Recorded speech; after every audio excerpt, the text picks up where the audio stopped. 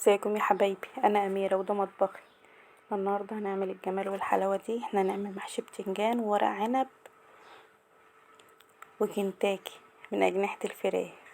احنا قلنا الفراخ غاليه، قلنا ايه نعمل جنبها حاجه حلوه كده. ايه رايكم بقى؟ انا جبت البتنجان هقوره اهوت. بطريقه سهله وبسيطه، وطبعا كلنا شاطرين وعارفين كل حاجه. انا بقوره بالشكل الجميل ده. البتنجان اصلا اليومين دول لسه نازل وطري وجميل، لسه حتى منه جديد، بيبقى طعمه حلو لسه. انا جبت الكميه ديت قورتها زي ما انتم شايفين كده يا حبايبي، وهغسله كويس. بس ما بحطوش في ميه بملح، عشان لما بحطه في ميه بملح يجلد. ما تحطوش في ميه بملح، اغسليه كويس. وانا ليا طريقه بقى في البتنجان، معرفش اذا كان حد بيعمل بيها ولا لا. انا بغسله كويس وبقليه في الزيت، بقليه قبل ما احشيه. اقليه في الزيت كده بقى، وبيبقى جميل بقى لما يتقلي في الزيت كده، بس مش بنشفه يعني، يا دوب تدبل كده من كل يمه في الزيت.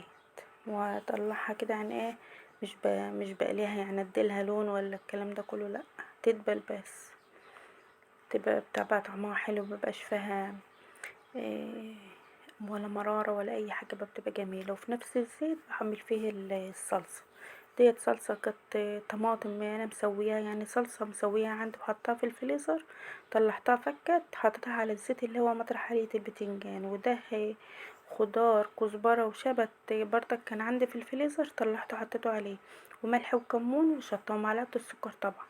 وحطيت كمان كزبرة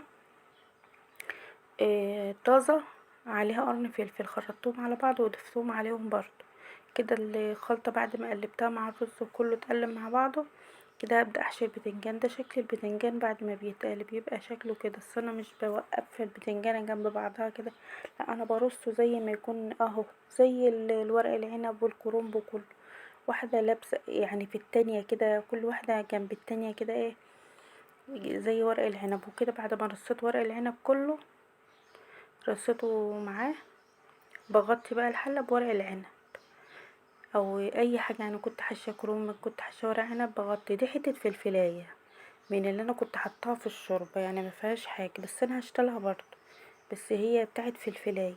وبحط على وش المحشي فصين توم كده زي ما حضراتكم شايفين، وعصرة ليمون كده، بيبقى جميل المحشي. التوم مع الليمون بيخلوا المحشي طعمه روعة كده. نبدأ نعمل الأجنحة بقى. أنا سلقة الأجنحة. ده دقيق قسمته، حطيت هنا ملح وهنا ملح وهنا كمون وهنا كمون، واضيف وبابريكا وكركم على كل طبق. في بابريكا وكركم، نص معلقه هنا ونص معلقه هنا. والطبق الاولاني ده هضيف عليه ايه، معلقتين نشا. على ده معلقتين نشا اهي، دي النشا اللي في العلبه دي نشا. هضيف معلقتين اتنين. النشا انتوا عارفين يا حبايبي ان هي بتخليه مقرمش وجميل. بسم الله ما شاء الله، كان مقرمش وكان حلو. ده بقى هعمله زي العجينه كده السايله، زي العجينه السايله هتشوفوها دلوقتي يا حبايبي معايا، جميله بصراحه اهو. وده الكريسبي اللي هو الاصفر ده كده. العجينه بقت سايله جميله ازاي. هنزل بقى الاجنحه دي. الاجنحه اهي بعد ما انا سلقتها، هنزل الاجنحه في العجينه السايله دي. من العجينه السايله للدقيق، ومن الدقيق للسايل تاني، العجينة السايلة تاني، بعدين ننزلها في الكريسبي. هنقول بتعمل طبقة؟ لا، مش بتعمل طبقة كبيرة ولا حاجة، بتعمل طبقة مقرمشة، بتبقى تحفة بصراحة، والله تحفة. ولا طبقة تخيرة كده ولا تتشال منها وهي بتتقلي تنزل الطبقة تتحاش منها على الأجنحة، لا، بالعكس جميلة، وحضراتكم هتشوفوها دلوقتي. نتيجة تحفة. كنتاكي بأرخص الأسعار، ولا نقول بقى ده الفراخ غالية هنعجب دبابيس ازاي، ده الكيلو الدبابيس مش عارفة بقد ايه، ده ب70، ده ب80، ده بكذا. لا، من الأجنحة. وعملنا أحسن كنتاكي ورضينا عيالنا وبسطناهم، واحنا كمان انبسطنا معاهم. حاجة سهلة ما كلفتناش وعملناها في البيت وزي بره احسن شوية. جميلة ازاي وهي بتتقلي. مش شكلها يعني لما تشوفها كده مش تقولي ان هي جناح، ان هي شكل الاجنحة، تقولي ان هي دبوس، ان هي حاجة حلوة، شكلها حلو وطعمها احلى. جميلة بصراحة. صلوا على النبي يا حبايبي واذكروا لا اله الا الله سيدنا محمد رسول الله. شوف انا بخبط عليها ازاي جامدة، مقرمشة يعني تاكلها كده تعمل يعني تعمل زي صوت الشيبس كده، حاجة يعني جميلة كده مقرمشة ولما فتحتها قلبها عامل ازاي، ولا في عجين ولا الكلام ده كله. صلوا على النبي يا حبايبي واذكروا الله ولا اله الا الله سيدنا محمد رسول الله. كل سنة وحضراتكم طيبين وعيد سعيد عليكم وعلينا يا رب. كده المحشي بعد ما استوى انا قلبت اهوت.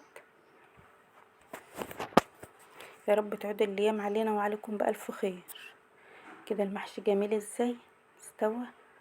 البتنجان مع الورق العنب. محشي البتنجان جميل بصراحة جميل. وادي الكنتاكي، مش هنقول عليها الاجنحة بقى عشان ما نظلمهاش، عشان هي ما تستاهلش اللي نقول عليها كنتاكي. ده كان فطارنا. كل سنة وحضراتكم طيبين. سلام.